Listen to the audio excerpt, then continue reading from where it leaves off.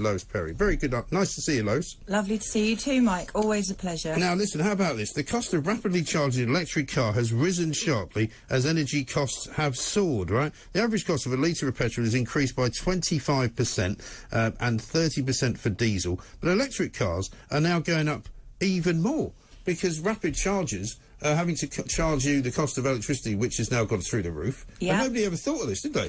Well, no, nobody did think about it. And the thing is, if we're completely dependent on one source of energy, i.e. electricity, I mean, how vulnerable does that leave us? Right. You know, it's just absolutely ridiculous. And how do we make the electricity anyway? Because it's not with wind turbines. It certainly is not. No. Well, I was talking to an energy specialist earlier on, and he was talking about the fact that fracking should have been done a long time ago, which is kind of the point of your piece this week in the Express. Yeah. But not only that, but that we will always have to have oil and gas generated fuel because it will have to fill in the gaps for when the renewable stuff doesn't work, which is most of the time. Which is most of the time. You need 100% gas backup for wind turbines. It's an absolute joke. And then the electricity that is made from that, then, as I say, can't be stored. You need 50 billion quid a year to actually replace all the batteries that you'd need to have the backup, and it would be a mountain of batteries every single day required to back up renewables for electricity. The whole thing is an absolute joke. And also electric cars, they disenfranchise the poor. Where are they supposed to charge their car?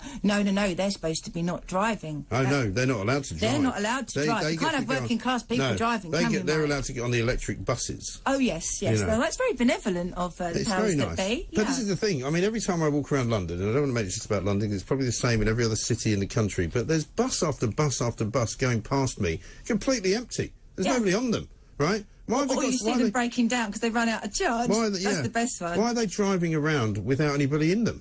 No, I know, it's a joke. And the thing is, we've got hyperinflation at the moment. We're borrowing money like it's going out of fashion when we've got trillions of quid's worth of actual shale gas under our feet.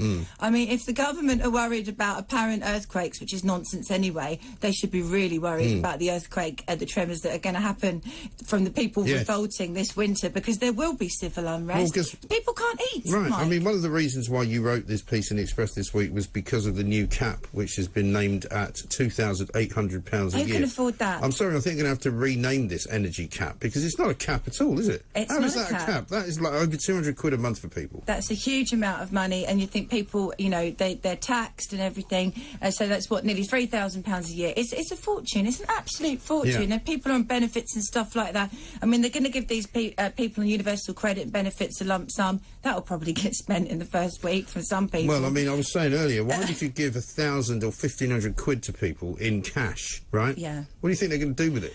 Well, you know, life is depressing at I mean, the some moment. at Jubilee Week, you know, might have a big party. Quite possibly, but people, even if they're responsible, it won't even touch the sides, Mike, will it? It won't even touch the sides. It's, you know... Well, the 400 quid that everybody's getting, even including people who don't need it, right? Take that off of the £200. Aren't we paying it back as well? Well, no, that's the old one. Oh, that's the other one, If you got that, I didn't get that, so I don't have to pay it back. But luckily, I already gave it to them first, and so if they gave it back to me and they said I could keep it, I'm still flat. You know, it's not as if, you know, they're giving me money that I didn't have. They're giving me money that I've already given them. Right. Now they're giving another 400 quid to everybody, right?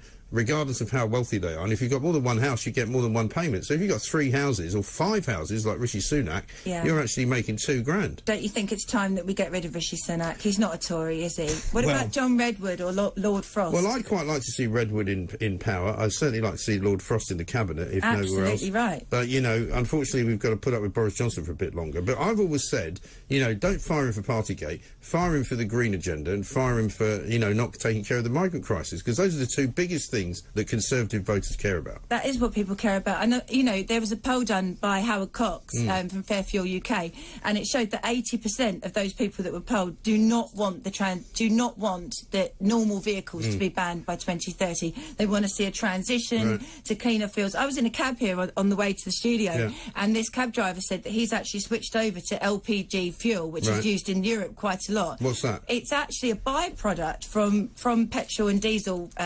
It's a byproduct, so it's actually really, really green, if you believe in all that kind of stuff. And he said that they're actually now, all the supermarket petrol stations that were actually supplying it are now going to stop, which is ridiculous. Why? Well, I don't know, because it doesn't fit in with the green agenda. There is so much money being made by people by all this nonsense. Yes. There really, really Well, is. Richard Tice was saying earlier that a lot of the companies that are involved in renewable energy are making even more money than the oil and gas companies, because the cost of their extraction, if you like, or their production of electricity has not changed. No, and we're still using loads of oil and gas. But they're able to charge a lot more money for it because of the market. Absolutely, and the thing is, doing windfall taxes is immoral anyway, because it's actually theft. Yeah. But you know, they haven't got the money to put into research and development to actually, you know, it'll actually put energy costs up, doing a windfall tax on the oil and gas probably companies. Will. It's Now, ridiculous. last time you and I spoke, there was about to be an event where they were going to pour concrete inside of the 2 fracking areas. Oh yeah, I was going to go dressed as Boudica. And yes, I remember that. I know. So what happened Sorry to that? about that. Because they postponed that, right? Well, Boris Johnson's done something quite clever, actually. He's sort of put it on ice, which means that he feels that people won't be able to talk about it because a decision hasn't been made or has been made. In the actual official line is that they're going to be running tests over the next year to see whether it's possible or not. They know it's possible. Right. They did all the R&D and all of the surveys and everything in 2012, 2013 when they were going for gold until the green nightmare started. Yeah. So, you know, well, we just have to wait and see. But, I mean, as it stands right this second, they're not being filled in. Right. But who knows? We've got a But year. are they then running the tests, or is just nothing happening? Well, yeah, no, you're absolutely right. So we need to, we know we are in touch with people to find out about all of that kind of stuff. Yeah. But it's, I don't know, I feel like it's just been kicked into the long grass because it was everywhere, that story, for a while. Well, do you know what's interesting is nobody really talks about COP26 anymore, although we did discover, I think it was until back end of last week, that there's a bunch of people working in the Cabinet Office who are still attached to COP26. And you go, good, well, I'm glad we're paying them for that. That's what exactly are they doing? COP27 is going to be in Egypt, apparently, and maybe I could get locked in the disabled toilet, do a show with you again. In Cairo, yeah. In well, Cairo, I mean, absolutely. just mix it up a bit, Mike. Valley of the Kings.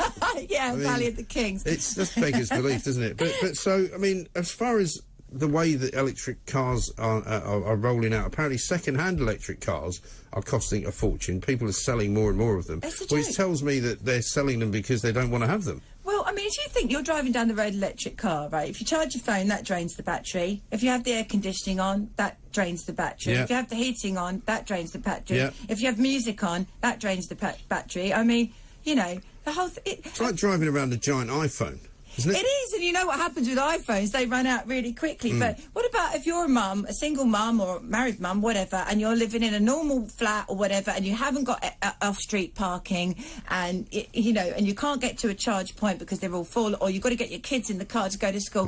You're stuckered. Right. You're absolutely stuckered. Electric car is.